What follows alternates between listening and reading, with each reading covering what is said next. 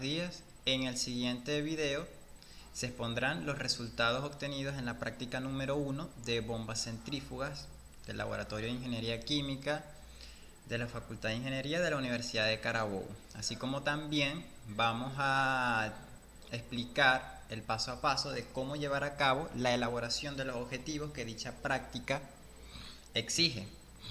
Nosotros pertenecemos al grupo número 1 de la sección 61 y nuestro grupo está conformado por Acevedo Kimberly, Barreto Eric, Fernando Urdaneta y mi persona, Sánchez Jorvis. Iniciamos con el objetivo número 2, el cual es construir la curva de calibración del rotámetro utilizando agua como fluido de trabajo. En la curva de calibración va a estar reflejada como el caudal experimental en función del caudal teórico del rotámetro. En la curva de calibración tenemos que realizarla debido a que realmente el caudal del trabajo no es exactamente igual al caudal reportado por el instrumento. En este caso el instrumento es un rotámetro. ¿A qué se debe esto? Todos los rotámetros trabajan, digamos que con unas condiciones específicas de fluido, ya sean temperatura, densidad, viscosidad.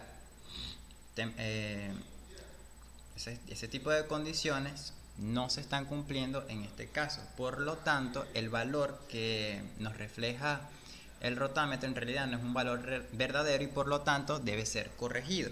Para eso es que se debe llevar a cabo la realización de la curva. Ok. Los caudales, como una curva, ustedes muy bien se sabe, necesita valores en el eje Y y valores en el eje X. Los valores que digamos que estarán reflejados en el eje X va a ser el caudal teórico que el instrumento me muestra y los valores en Y van a ser los caudales experimentales. En este caso, para obtener los caudales experimentales necesitaremos utilizar unos tobos, unos recipientes en los cuales van a ser llenados de agua y se tomará el tiempo de llenado y una vez por medio de cálculos que ya posteriormente serán explicados se puede encontrar el volumen de dicha masa y haciendo el cociente de volumen entre tiempo podremos obtener el caudal que realmente pasa experimentalmente por las tuberías de trabajo. Como no estamos utilizando, digamos que agua 100% pura o agua tratada, no podemos utilizar las tablas de propiedades de densidad. Por lo tanto, la densidad del fluido, que en este caso es agua, debe ser calculada con el uso de un picnómetro. Utilizamos la siguiente ecuación, que es la ecuación número 1 para el objetivo número 2, que me dice que la densidad va a ser igual a la masa del picnómetro lleno menos la masa del picnómetro vacío entre el volumen de dicho picnómetro. El volumen, todo picnómetro lo tiene reflejado en su recipiente. Al hacer la diferencia y la división entre el volumen encontramos la densidad. Una vez obtenida la densidad, la sustituimos en la ecuación número 2. El volumen recolectado de agua va a ser igual a la masa del tobo lleno menos la masa del tobo vacío entre la densidad obtenida anteriormente. Ok, una vez obtenido el volumen, utilizamos la ecuación número 3 que me dice el volumen de tobo entre el tiempo necesario para su llenado va a ser igual al caudal. Con el factor de conversión correspondiente, ese caudal lo reflejamos en galones por minuto debido a que así lo exige el objetivo. Ese caudal debe repetirse el cálculo 3 veces y el valor que realmente vamos a exponer es un caudal promedio. El caudal promedio experimental va a ser igual a la suma de los 3 caudales obtenidos entre 3. Así obtendremos los diferentes caudales que se necesitan para realizar la gráfica. Obviamente, se sabe que para realizar una gráfica o una recta necesita un mínimo de 2 puntos.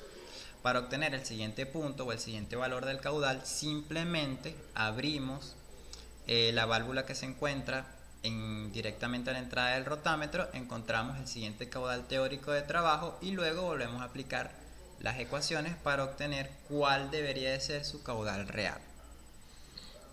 Una vez obtenido una serie de valores de caudal experimental y caudales teóricos, llevamos a cabo la realización del gráfico. En este gráfico podemos observar que el comportamiento de la curva de calibración es un comportamiento lineal con una pendiente de 1.0498.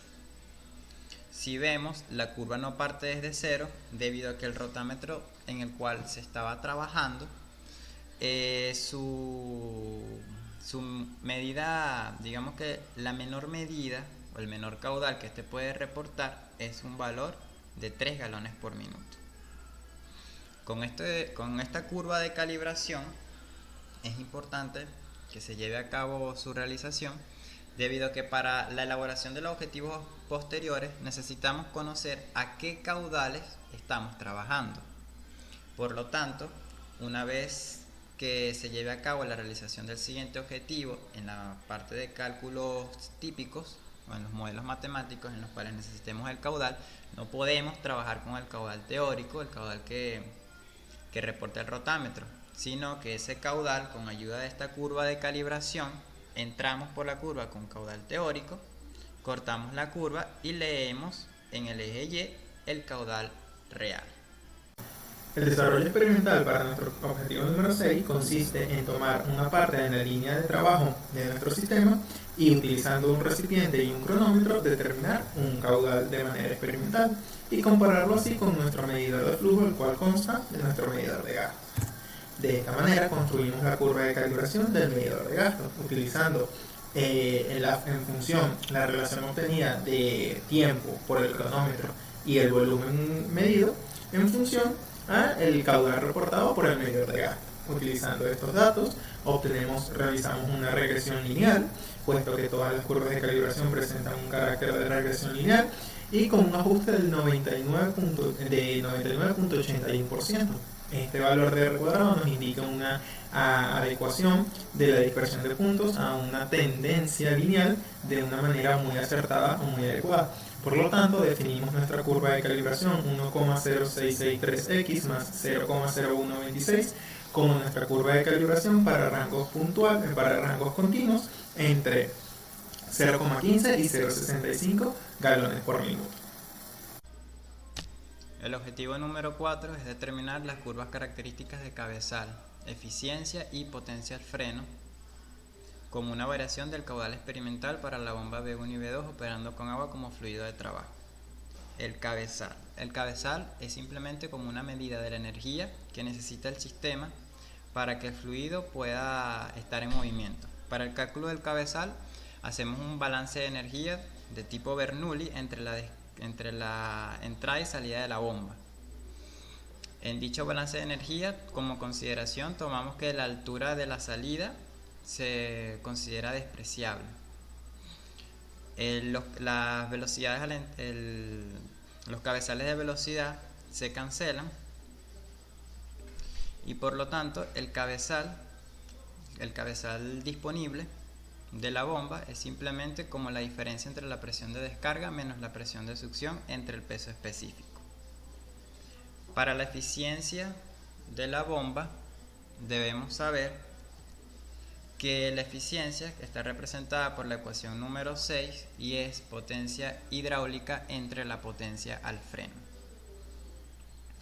La eficiencia de la bomba no es nada más como una medida de saber de la cantidad de potencia que entra a la bomba, qué cantidad de potencia es la que ella le cede al fluido. La potencia que ella le cede al fluido es conocida como potencia hidráulica y se calcula a partir de la ecuación número 2, que me dice que la potencia hidráulica es cabezal por el caudal por el peso específico entre 76. El 76 es simplemente un número que se utiliza como factor de conversión de unidades. Ok. Una vez definida la potencia hidráulica y cómo calcularla, debemos hacer el cálculo de la potencia al freno. La potencia al freno se calcula con la ecuación número 5 y me dice que la potencia al freno es igual a la potencia hidráulica por la eficiencia del motor. La eficiencia del motor, perdón, la potencia eléctrica se calcula a su vez como la potencia obtenida o la potencia leída, el voltaje leído por el voltímetro, por la corriente leída, por el factor de potencia coseno de tita. El factor de potencia coseno de tita es la relación que hay entre la potencia útil, que se llama también potencia activa, entre la potencia aparente. El coseno de tita, factor de potencia, es un factor de corrección que se utiliza para el cálculo de la potencia eléctrica. ¿Por qué? La potencia eléctrica se puede considerar como la potencia que consume el motor para que pueda funcionar. Pero ¿qué pasa?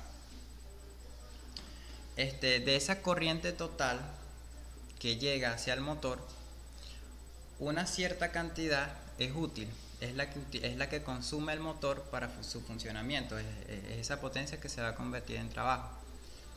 Pero hay otra cierta cantidad que es la que se pierde o es la que se almacena dentro del mecanismo. ¿Por qué? Porque dentro del mecanismo del motor pueden llegar a existir campos eléctricos o campos magnéticos. Por eso se tiene que corregir la potencia eléctrica leída, porque la potencia eléctrica leída es como una potencia total.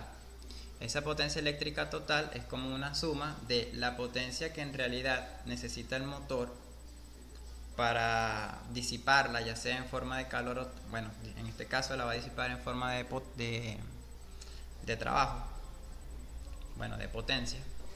Y el otro tipo digamos que el otro valor es la que se almacena dentro del mecanismo del motor. Entonces, una vez con el factor de potencia y la potencia y los valores obtenidos de voltímetro y amperímetro, los multiplicamos por el factor de potencia y obtenemos la potencia eléctrica. Esta potencia eléctrica es la potencia eléctrica verdadera que el motor debe utilizar para que una parte de esa potencia eléctrica, digamos que cedérsela a la bomba. Es por eso que luego tenemos que utilizar la ecuación número 5 para el cálculo de la potencia al freno. Como dijimos anteriormente, la potencia al freno es la potencia que el motor le da a la bomba. Es por eso que necesitamos multiplicar la potencia eléctrica por la eficiencia del motor. La eficiencia del motor es una medida o es como una especie de porcentaje de la cantidad de potencia eléctrica que yo recibo, qué cantidad es la que yo le puedo ceder en realidad a la bomba. Y recibe el nombre de potencia al freno. Una vez calculada la potencia al freno y la potencia hidráulica, hacemos la división de los mismos y obtenemos la eficiencia de la bomba. A partir de la siguiente tabla de resultados, a medida que va incrementando el caudal, obtenemos diferentes valores de cabezal, potencia al freno y eficiencia. Al graficarlos, ellos presentan el siguiente comportamiento. La curva azul es la curva de cabezal. La curva naranja es la curva de potencia al freno. Y la curva verde es la curva de eficiencia. Como puedes ver, la curva de cabezal parte desde cero. A un caudal de cero se obtiene el cabezal máximo que la bomba le puede ceder al fluido. El cabezal se puede ver como una medida de la columna de fluido que la bomba puede llegar a levantar. Las bombas centrífugas, si vemos a medida que estamos aumentando el caudal, los valores de cabezales tienden a disminuir. O sea que la energía que él le puede impartir al fluido cuando pasa una mayor cantidad de volumen a través de la bomba va decayendo. ¿A qué se debe esto? Este comportamiento se debe a que las bombas centrífugas se consideran bombas que dentro de su mecanismo tienen unas revoluciones por minuto constantes. Las bombas por dentro cuentan con un rodete que gira a una determinada velocidad. Como son bombas de RPM constante, a medida que yo le esté cediendo, o digamos que esté pasando mayor caudal, ella no va a girar con mayor velocidad. Entonces, es como que el mismo número de vueltas que necesita para impartirle un caudal de 3 o un caudal de 4 siempre va a ser el mismo, y por lo tanto, como sus revoluciones no pueden aumentar, sino que eso es todo lo que puede trabajar. Obviamente, cuando estoy metiéndole más cantidad de materia, para yo poder incrementar el cabezal, debería tener un mayor movimiento dentro del mecanismo. Pero como eso no es posible porque sus RPM son constantes, entonces el cabezal va a tender a disminuir.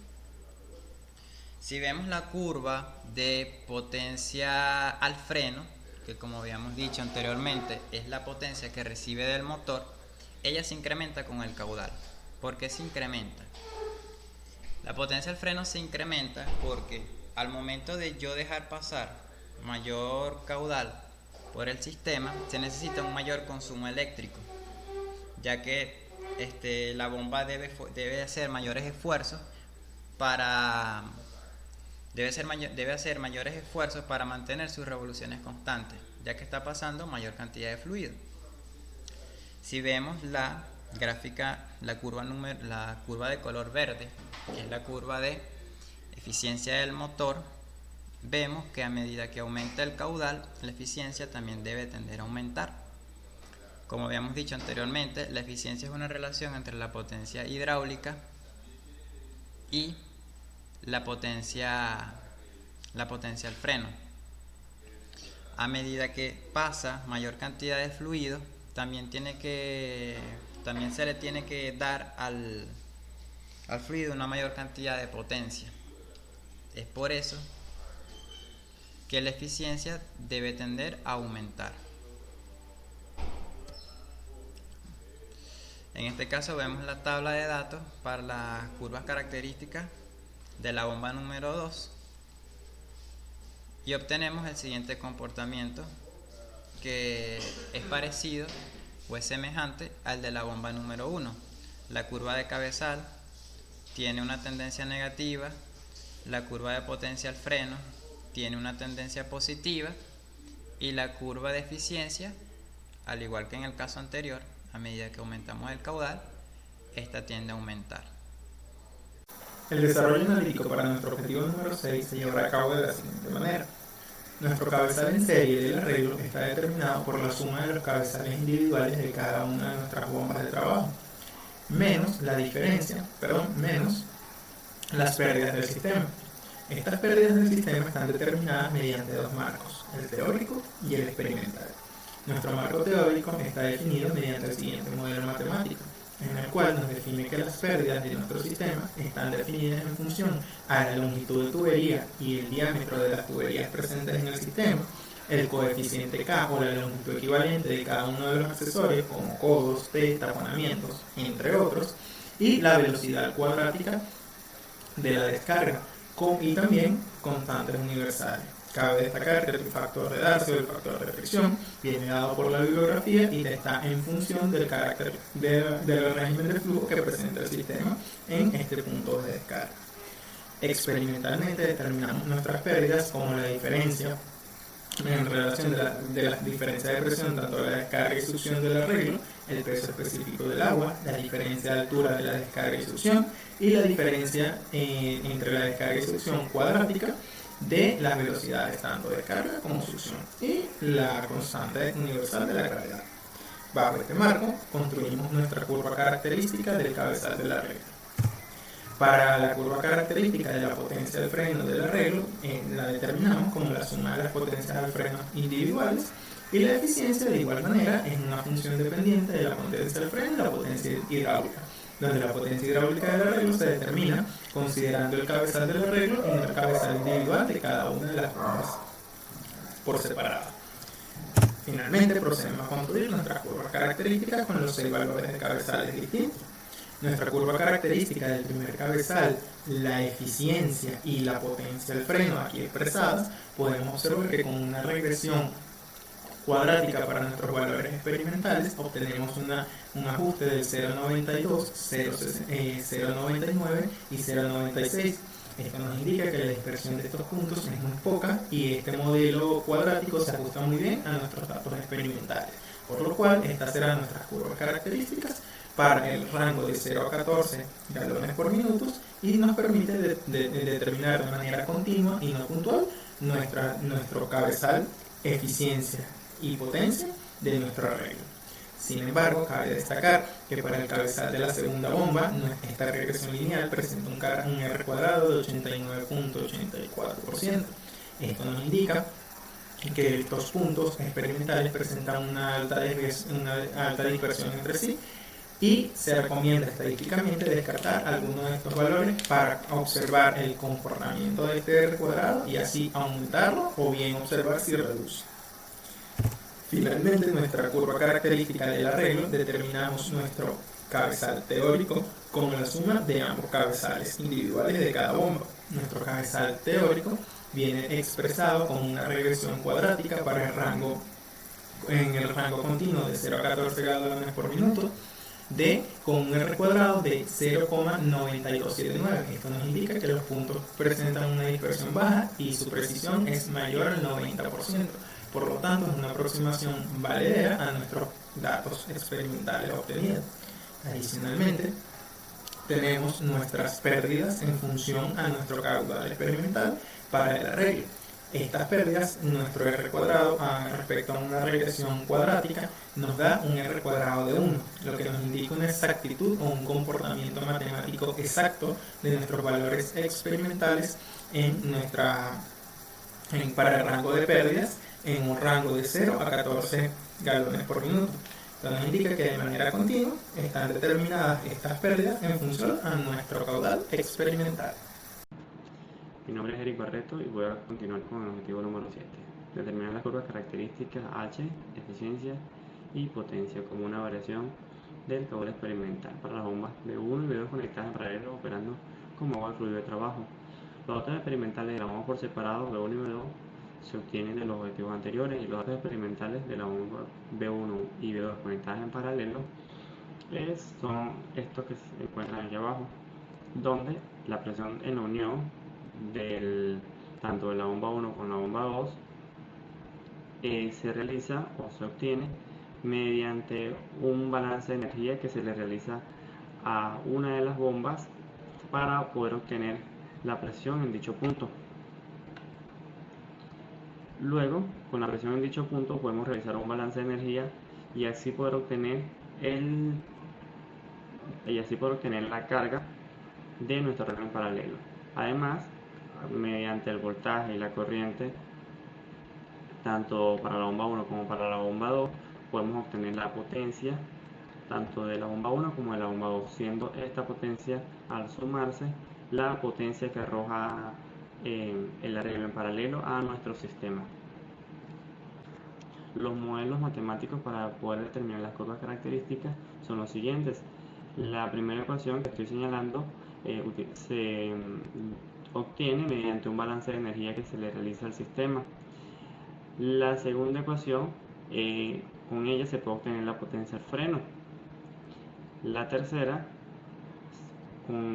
mediante ella podemos obtener la potencia hidráulica, y con la potencia del freno y la potencia hidráulica podemos obtener la eficiencia de nuestro sistema. Además, como nos piden las pérdidas asociadas a nuestro sistema en paralelo, ella se puede calcular de la siguiente manera, con esta última. A continuación les presento las curvas características del arreglo en paralelo de las bombas PUN01 y PUN02. Esta curva de color naranja representa la eficiencia y vean cómo conforme aumenta el caudal va aumentando la eficiencia, que el término de la eficiencia o la tendencia de la curva de la eficiencia sea cuadrática es porque lleva intrínseca un término cuadrático que vendría siendo la velocidad cuando se le aplica el balance de energía. Esta segunda curva vendría siendo el cabezal de las bombas por separado. Esto es considerando si las bombas trabajaran de forma, si las bombas fuesen iguales netamente, pero las bombas no son iguales porque tienen características, aunque tengan las mismas características, eh, no están diseñadas de la misma, no son similares una con la otra. Una tiene más desgaste que la otra, una lleva una cantidad de accesorios más que la otra, una trabaja eh, bajo ciertas condiciones que no son similares a la otra bomba. Es por ello que en este caso nosotros tomamos la de mayor cabezal o la de mayor carga para hacer la comparación. Esta otra línea que se encuentra por debajo, azul, es el cabezal o es la carga, pero en paralelo. Esta segunda curva que encontramos aquí es el cabezal en paralelo. Véase que está inferior a lo que sería nuestro cabezal de las bombas por separado, y hay una pequeña discrepancia porque se supone que eh, en arreglos paralelos el cabezal se mantiene y lo que ocurre es un aumento del caudal. Es así pues como encontramos la primera discrepancia en nuestro sistema, donde se supone que el cabezal o la carga de nuestro sistema en paralelo debe ser igual a la carga de nuestras bombas por separado, pero no sucede así por lo que les comentaba de que las bombas no son netamente iguales una con la otra. Y por última, nuestra última curva es la potencia de nuestro sistema. Vean cómo conforme aumentamos el caudal, nuestro sistema va aumentando levemente su potencia. En esta otra gráfica son las curvas características del arreglo en paralelo con las pérdidas asociadas a los cabezales de dichas bombas por separado.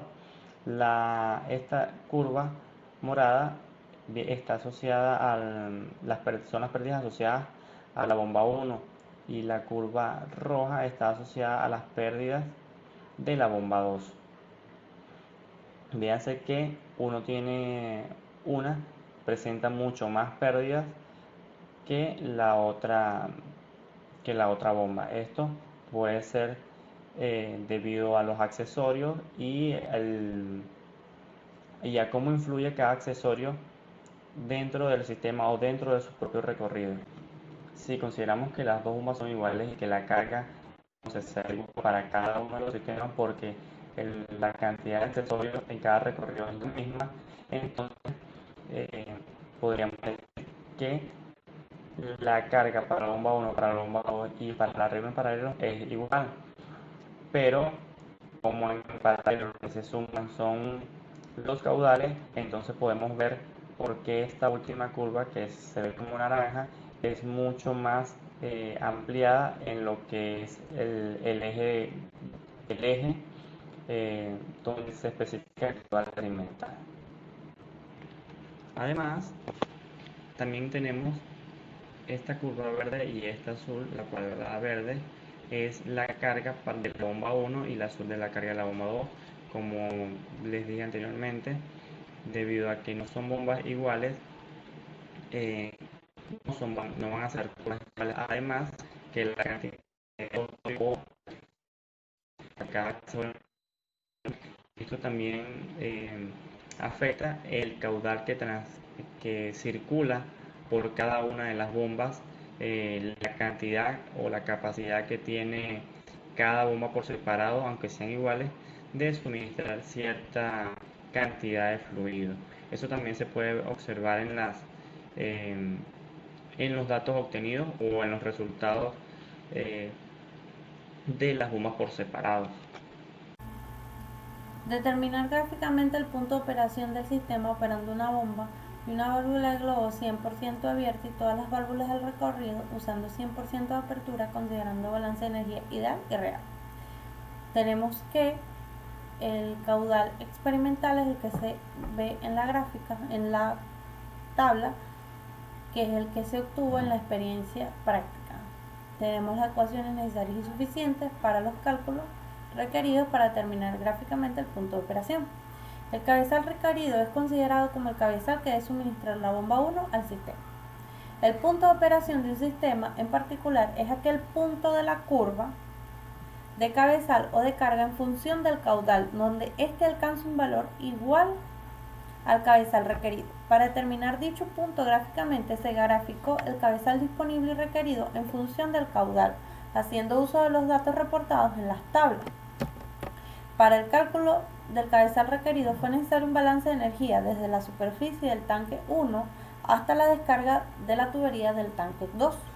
Para el valor bibliográfico se toma en cuenta las diferentes pérdidas de energía que puede experimentar un fluido tanto por longitud de tuberías como por accesorio. La curva de cabezal requerido ideal presenta valores bajos que poseen poca diferencia entre ellos debido que al no tomar en cuenta las diferentes pérdidas de energía, puede experimentar el fluido a lo largo del tramo o por longitudes de tubería o accesorio.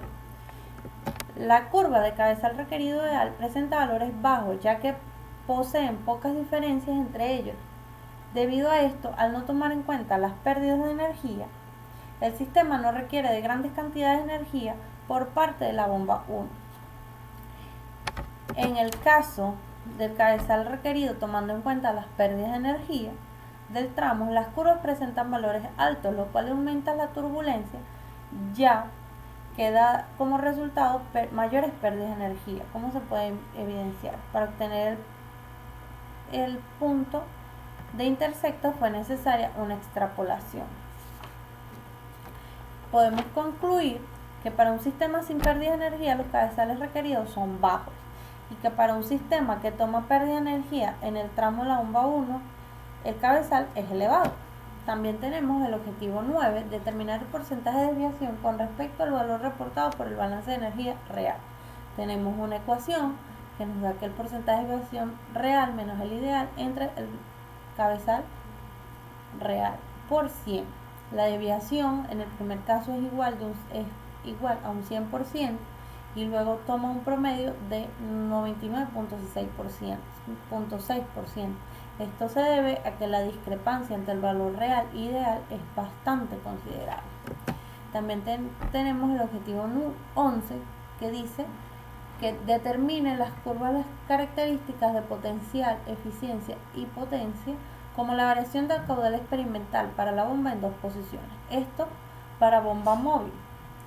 Tenemos igualmente las ecuaciones necesarias y suficientes para el cálculo, y también podemos decir que el cabezal disponible definido anteriormente como la diferencia de cabezales a la descarga y la succión de la bomba, se puede observar que a partir del gráfico como su valor va disminuyendo con el aumento del caudal. Esto debido a que el caudal es directamente proporcional a la velocidad. Al aumentar el cabezal de velocidad trae como consecuencia una disminución del cabezal de presión. Las curvas características pertenecientes a la bomba 3 del equipo en bomba móvil presentan el mismo comportamiento de la bomba 1 y la bomba 2, ya que son de la misma naturaleza, 3 bombas centrífugas. Al variar la posición de la bomba 3 y recalcular gráficamente los valores de cabezal, potencia al freno y eficiencia, el caudal de trabajo, se observa como la curva quedando por debajo de la posición 2. Esto se debe a que la bomba, al estar a una altura menor respecto al tanque, necesita impulsarle menor energía al fluido para que pueda subir. En cambio, la posición 2, al estar a mayor altura, debe aumentar el cabezal disponible para el transporte del fluido. Las curvas de eficiencia para el caso de bomba móvil llegan a un máximo y luego a caudales elevados comienzan a disminuir los valores de eficiencia. Esto ocurre ya que el fluido, al viajar a altas velocidades y tener bajo tiempo de residencia, no logra tener contacto suficiente con los alabes de la bomba 3, lo cual trae consigo una disminución de la potencia hidráulica cedida al fluido. Podemos concluir que a caudales elevados disminuye la eficiencia y que el cabezal disponible en la bomba 3 aumenta con la altura. Muchísimas gracias. El objetivo número 12 trata de determinar las curvas características de NPCH como una variación del caudal a partir de los datos de velocidad de fluido y la presión en la succión en dos posiciones. Para llevar a cabo dicho objetivo, simplemente colocamos la bomba en dos alturas diferentes y utilizamos la ecuación de NPCH, la cual es la ecuación número 3. Me dice que el NPCH es igual a la presión de succión menos la presión de vapor del fluido entre el peso específico más la velocidad al cuadrado entre 2 veces la gravedad. Para el cálculo de la velocidad utilizamos esta ecuación que me dice que la velocidad va a ser igual al caudal experimental por 4 entre pi por d, donde d es el diámetro de la tubería. Para el cálculo de la presión de vapor de fluido utilizamos la ecuación de Antoine, en donde se ve reflejada como la ecuación número 2, que en este caso el lambda en realidad es en una exponencial es igual a e a la a menos b entre c más t, donde a, b y c son los constantes de Antoine y t vendría siendo la temperatura. Para el uso de la ecuación del NPCH debemos tomar en cuenta que tenemos que trabajar con presiones absolutas, es decir, debemos tomar en cuenta la suma de la presión ambiental. A medida que se fueron trabajando con los diferentes caudales de trabajo, se fueron leyendo los diferentes valores de presión de succión y calculando las diferentes velocidades, obteniéndose con las ecuaciones anteriormente descritas la siguiente tabla de datos de caudal con NPCH para una posición de 0,95 metros. Se repiten los cálculos para una posición de 1,97 metros de altura y se obtiene la siguiente tabla. Si nosotros graficamos los resultados aquí obtenidos de 7.7, 7, 6.9, 7.2, 7.5 en función del caudal, obtenemos el siguiente gráfico. En el siguiente gráfico podemos observar las dos curvas de NPCH en función de caudal para las dos alturas diferentes. La curva de color azul es para una altura de 0,95 y la curva de color naranja es la curva para una altura de 1,97. Como podemos ver, una queda por encima de la otra. ¿A qué se debe esto? El NPCH, que es el cabezal neto de succión positiva, es la altura en la cual se debe de colocar la bomba para que ésta no sufra el fenómeno de la cavitación. En este caso, a medida que nosotros, por lo menos empecemos con la de 0,95 metros, la de color azul. Cuando se está a una altura de 0,95 metros, la presión de succión, encontramos valores de presiones de vacío.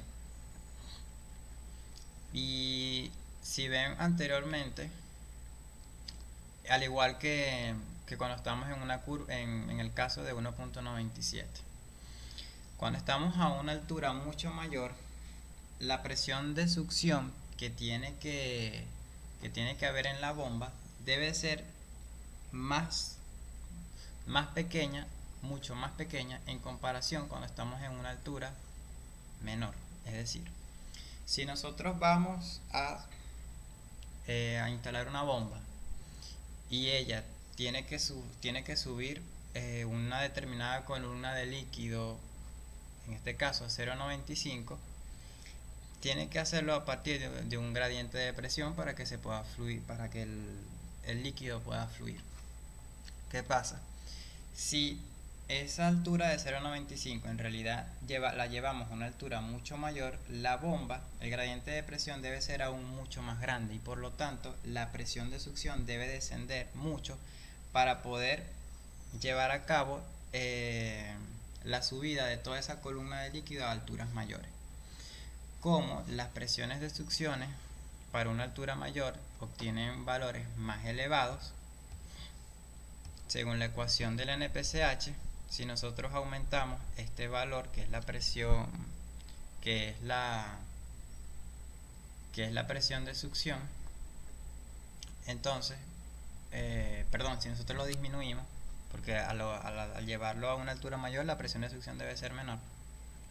Si nosotros disminuimos el valor de presión de succión, entonces también disminuirá el valor de NPCH. Es por eso que la curva queda por debajo. En el caso de que trabajemos con una altura de 0,95, también debe haber una presión de succión de vacío, pero no va a ser tan pequeña en comparación con la otra, que está a una altura mucho mayor, ya que al estar a una altura mucho menor, la presión no debe descender tanto, porque la bomba no debe de esforzarse, no debe ser un tanto esfuerzo descendiendo la presión para que ésta pueda subir, ya que está a una altura mucho más pequeña.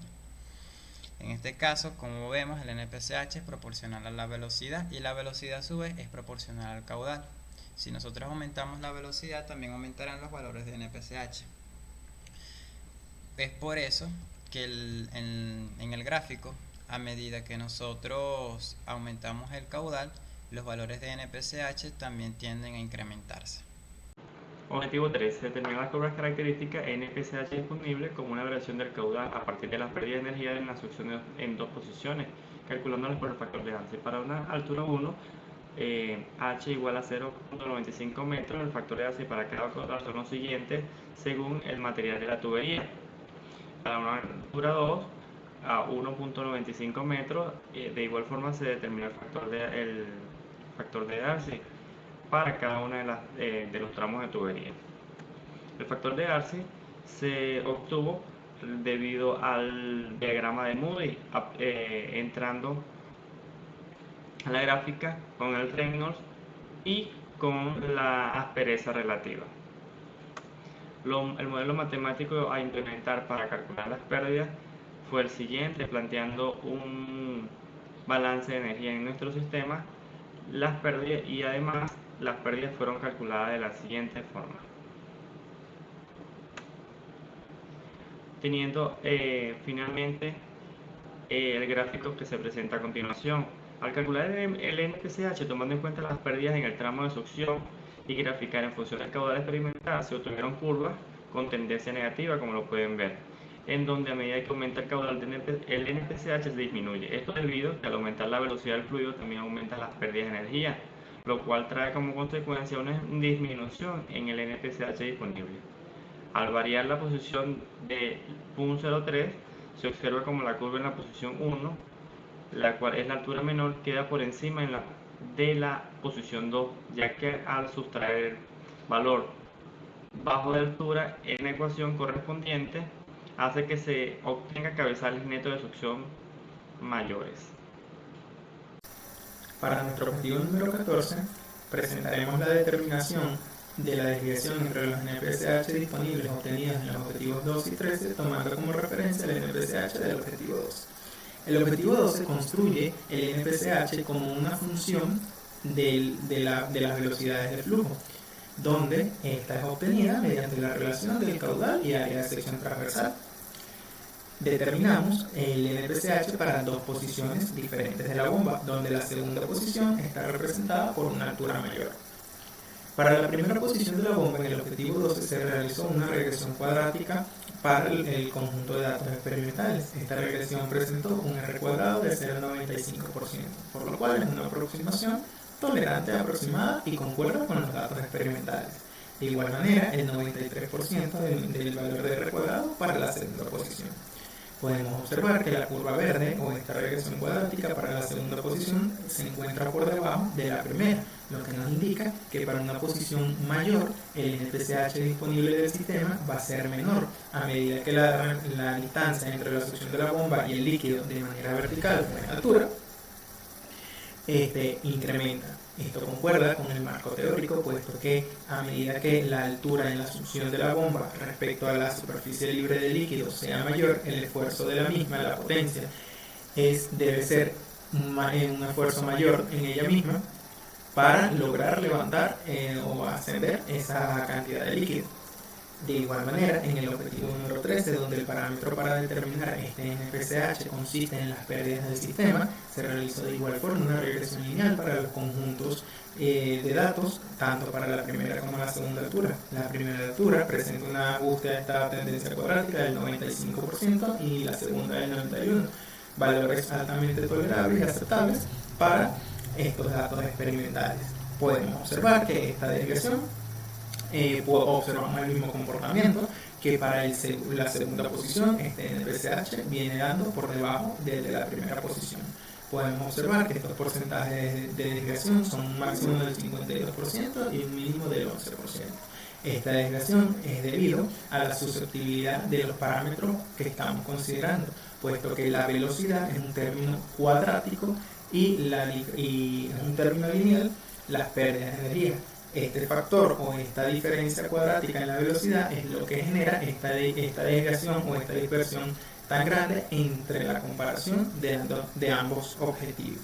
Sin embargo, en parámetros de velocidad y como es el término cuadrático, se recomienda utilizar esta como la curva definitiva para caracterizar el NPCH en este rango de caudal de estudio de 0 a 8 galones por minuto.